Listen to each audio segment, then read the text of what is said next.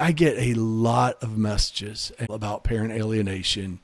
I'm experiencing this, or my ex is keeping me from the children, restricting phone calls, restricting time, going against court orders. Can you please cover parent alienation? But I just wanted to find out from you, what is parent alienation? What does it look like? Yeah, no, absolutely. And as we go through the conversation, it'll become a lot more apparent onto the nuances of it. But basically, it's where one parent is objectively trying to damage a relationship between you and your children. And usually this is done by mechanisms of kind of, as you say, withholding the kid from seeing you. There's a lot of negative narrative. And I actually break this down into two distinct phases. So Okay. for a lot of people, there's something what I call pre-alienation. So this is where in your relationship, you're still married, you're still together, but your partner is starting to say negative things about you, or they might undermine you. They might say the opposite things in terms of your parenting style. And what they're doing, unbeknownst to a lot of people, is they're setting you up for what I would call full-blown alienation. So at the point in time, typically at separation, that's when the gloves come off, and they're on a mission to hurt us. Let's not be too kind about this. At this point in time, the alienators, they hate us and they vilify us. And what's really happening is these people are hurting inside of themselves, and the way that they express that is that they try to destroy our relationship with our kids and try to extricate us from that family environment. But I should say as well, it's a spectrum. So everybody's having different experiences. Some people have quite sort of minor versions of alienation where the kid is a bit unsettled because he's hearing some bad things about dad or mum. And then you've got severely alienated where the kid is effectively being cut out of your life completely and there is no contact whatsoever.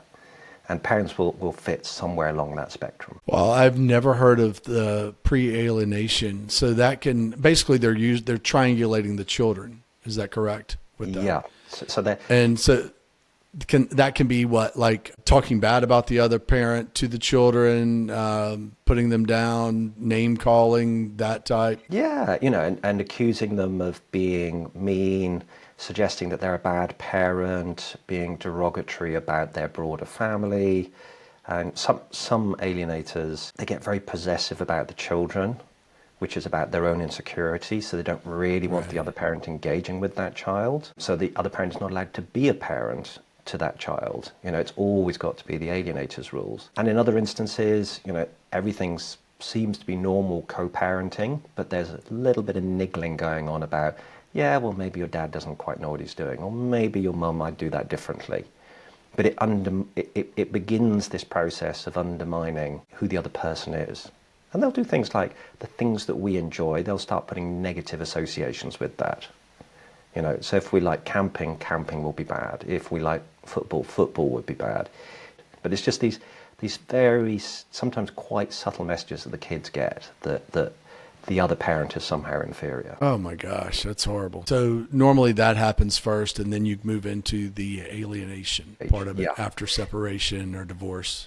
And this is one of the reasons that parents are so surprised that the kids can, in some instances, change incredibly rapidly as far as they're concerned. So in my own particular instance, I don't talk a huge amount about my personal experience, but I went through 10 years on reflection of pre-alienation, and it was predominantly around money.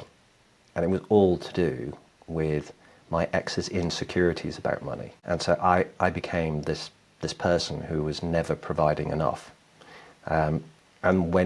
So for me, but for so many other people, they're surprised that when the gloves come off, you separate, the kids can change literally overnight or within, a few days. Sometimes the alienator hasn't turned on all the full alienation, which is really sort of a conflict of loyalty that they create between you and the kid. So the kid has to do everything to appease the alienating parent. But when they turn that on, it's incredibly powerful. So in a lot of instances, the alienation is a fear-based relationship. So that parent is normally providing something to the child. The alienating parent is providing something to the child, so it might be love, it might be money, it might be support, but it's conditional. And so the child knows that unless they appease that parent, the things that they're going to be given will be withdrawn. And in some instances of alienation, the alienators never even give those things. So in a lot of instances, the alienators are quite aloof individuals who don't give love and support to their child, so their child is constantly seeking the thing that they'll never get. And that's their power base. So when we talk about alienation, it's really quite a broad spectrum of different ways that different people classified as alienators are exercising power over our kids.